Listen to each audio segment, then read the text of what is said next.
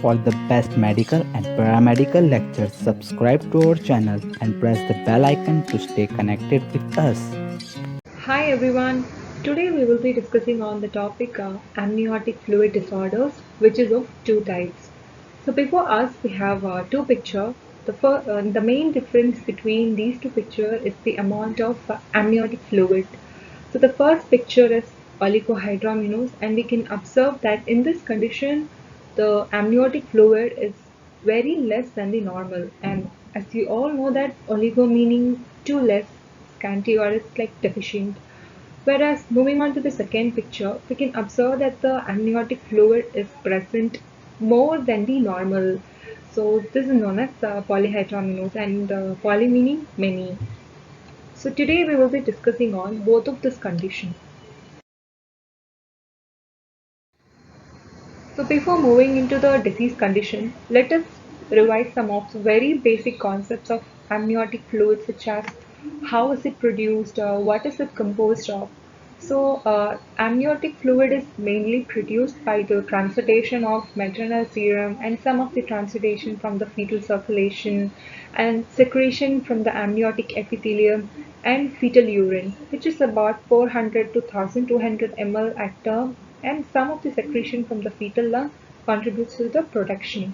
Whereas this amniotic fluid is removed as the fetus swallows about 500 to 1000 ml of liquor every day, as well as some intramembranous absorption is taken place. In a normal pregnancy, there is a perfect balance between this amount of production as well as the removal.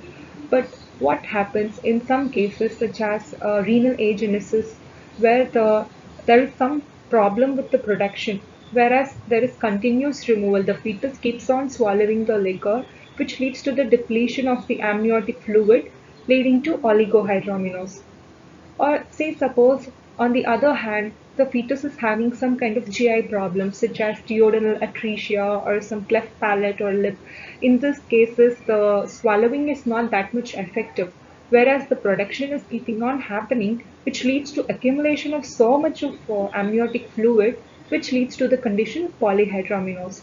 So just know that whatever is being produced must be removed in equally, and it should be balanced. If there is some disruption between these two, or else there are several other factors which plays a role in this disruption, which leads to poly or else oligohydramnios. So this is the normal volume of amniotic fluid which is supposed to be present. So it is about 50 ml at 12 weeks, which is increased to about 400 ml at 20 weeks, and between 36 to 38 weeks it is 1 liter, and however at term it is reduced to about 600 to 800 ml. So we can note that the maximum amount of fluid is 1 liter, which is noted at 36 to 38 weeks. However, at term it is reduced to 600 to 800 ml, and there is also a further reduction of about 200 ml at 43 weeks, such as in post-term pregnancy. There is further reduction of about 200 ml. Now let us move on into the amniotic fluid index, or AFI, which is of very high clinical importance. In order to measure this AFI, the maternal abdomen is divided into quadrants by taking the fundus umbilicus and the symphysis pubis as reference point. And with the help of ultrasound, the largest vertical pocket or the single deepest pocket, maximum vertical pocket, or DVP, the deep vertical pocket, is measured. It is the maximum vertical distance or the depth which is measured from the surface, which is seen in the second picture. So let us say our DVP is 1 centimeter in quadrant 1, and in quadrant 2 it is again 1 centimeter, 3 it is 1 centimeter, and quadrant 4 it is again 1 centimeter. The sum of all these four quadrants equals to our AFI. So sum of this will be 4. So our AFI is 4. So when the AFI is less than 5, it is known as oligohydramnios. So now let us see if our DVP is 8 centimeter in quadrant 1, and likewise it is 8 centimeter in the remaining 4 quadrants, the sum of which equals to 32. So the AFI is 32. When it is more than 24 centimeter, it is polyhydramnios. So this is how AFI is helpful in determining whether it is a oligohydramnios or polyhydramnios. As we already discussed in the previous slide, anatomically, polyhydramnios is a condition which is defined as a state where the Leica Ani exceeds 2000 ml. And we also observed in the normal volume slide, which is the maximum amount it can go is about 1000 ml, whereas in term it is about 600 to 800 ml. In polyhydramnios, it is about 2000 ml, and AFI is more than 24 and DVP is more than 8 centimeter. Whereas in oligohydramnios, it is deficient in amount to the extent less than 200 ml at term. The normal amount is 600 to 800 ml, whereas here it is only 200 ml, and the AFI is less than 5 and DVP is less than 2. Moving on to the etiology, as we already discussed that there is some disturbance between the production and absorption. As in polyhydramnios, there can be excessive production, but the absorption is very less, it is deficient. Some of the factors are fetal anomalies, such as in anencephalies, there is, transitation from the exposed meninges, which leads to the contribution of fluid, and also in open spina bifida there is transitation from the meninges, and whereas in esophageal or duodenal atresia, where the swallowing is not efficient, so there is accumulation of fluid, facial clefts. Aneuploidy is a genetic syndrome. And moving on to the placental factor, chorioangioma of placenta is a tumor of the placenta where there is increased transitation. And in multiple pregnancy, it is very, very common in multiple pregnancy to have polyhydramnios. And moving on to maternal factors such as diabetes, like gestational diabetes mellitus, polyhydramnios is seen because when the maternal blood sugar is raised, it will also raise the fetal blood sugar, leading to increased fetal diuresis, which contributes to polyhydramnios. And in certain cardiac or renal diseases, there is edema of the placenta, which from where there is increased transitation, and idiopathic or unknown causes are present. So just know that in polyhydramnios there is increased protection, whereas the absorption is very less, which leads to accumulation of fluid, leading to polyhydramnios. Whereas in oligohydramnios, it is exactly the same opposite. There is, such as in cases of renal agenesis or obstructive uropathy, where the excretion is very less, but there is absorption happening, leading to the depletion. And as you already saw that in post maturity, there is decrease in the amount of fluid. Whereas moving on to maternal condition like hypertensive disorders, in poly it was diabetes, in oligo it is hypertensive disorders or dehydration and other idiopathic causes leads to oligohydramnios. Moving on to the signs and symptoms, as you know that in polyhydramnios there is excessive accumulation of fluid, because of which the mother is going to feel very inconvenient. There can be symptoms of like the mother can be complaining of dyspnea and palpitations, and edema of the legs or vulva can be present. And some of the signs which we can observe are when the mother is lying down in a flat position because of heavy abdomen, she might be having dyspnea, and there is also evidence of preeclampsia. So this is a typical picture of a polyhydramnios, where the abdomen is very large with excessive stretch marks because the abdomen is very much stretched. So on inspection, you can find that the abdomen is markedly enlarged and it is globular in shape, and there is fullness at glance. And the skin is also very tense and shiny with large striae present. And moving on to palpation, the height of the uterus is more than the period of amenorrhea, and the girth of abdominal girth is like more than normal, and fluid thrill can be elicited from all the directions, and the fetal parts cannot be well defined. Also, the presentation or position cannot be determined because as there is so much of fluid, the baby is going to keep on be moving around, and its parts can also be cannot be defined because there is too much of fluid, and as because there is so much of accumulation, even the fetal heart sound is not heard by accumulation, although it can be picked up by a Doppler ultrasound. Some of the investigations which can be done are the sonography, as we already saw in the previous slide.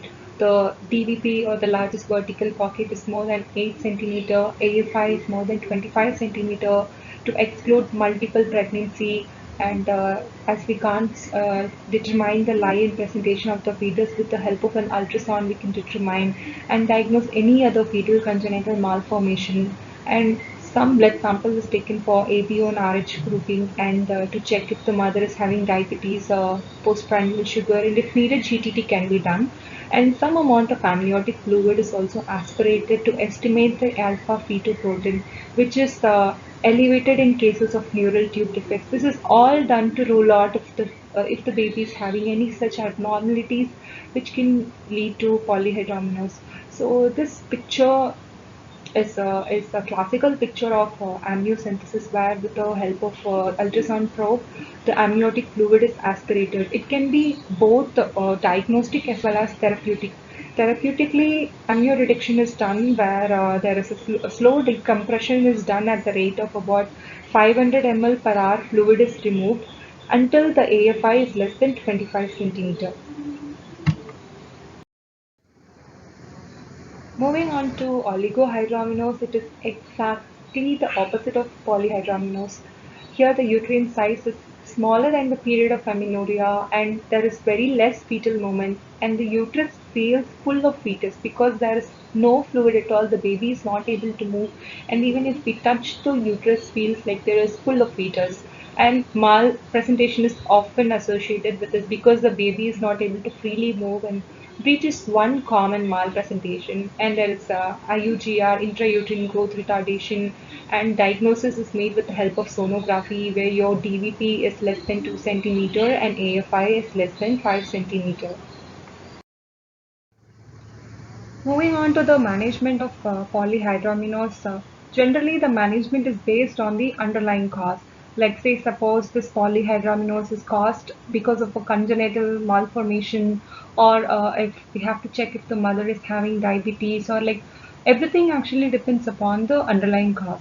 So generally this mild type of polyhydramnios, which is found in the mid trimester, just giving extra bed rest for a few days, the excess amniotic fluid will diminishes as the pregnancy advances. This type is known as transient, where the DVP returns to normal. So in such cases, that there is no management to be given, just extra bed rest is enough for the mother. Whereas the other type is the persistent, the where the DVP never returns to normal. So in such cases, we have to go for investigation to find out any congenital malformation is present for the baby, and then we have to give close monitoring. So apart from that, supportive therapy can be given, which includes extra amount of bed rest, and check if the mother is having diabetes or preeclampsia, and provide treatment for that. And Sulindac is a drug which is a COX-2 inhibitor. It is proven to be effective in some cases, like about 200 mg over 12 hours is given. How this drug acts is like it decreases the amniotic fluid by reducing the fetal urine output. So such supportive therapy can be given, and apart from that, the further management is actually depends on how the mother is responding to the treatment. Like what is the period of gestation, whether she's close to term or it's just less than 37 weeks, if there is any fetal malformation is present, like and any complicating factors like preeclampsia or any such cases are taken into account, and based on that the further management is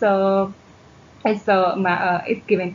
So let's say the mother is having a good response, like there is no uncomplicated cases, like everything is perfect. In that case, the pregnancy is continued to till the term, and we will await for a spontaneous delivery. But in some cases where the mother isn't responsive and she goes into maternal distress, like in such cases, if the pregnancy is less than 37 weeks, and amnioreduction is done, where as we already saw in the investigation slide, like slow decompression is done and the fluid is removed at the rate of about 500 ml per hour until AFI is less than 25 centimeter, and you should make sure that there is no chance of hemorrhage. So in that cases, as we have reduced the AFI, and then we are trying to advance the pregnancy into 37 weeks.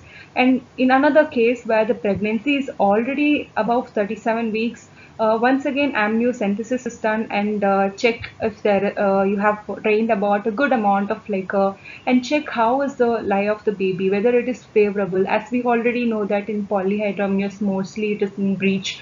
So check for the presence of the fetus. If it's favorable, then go for an oxytocin infusion, and then go for a rupture of membrane and conduct delivery in such cases.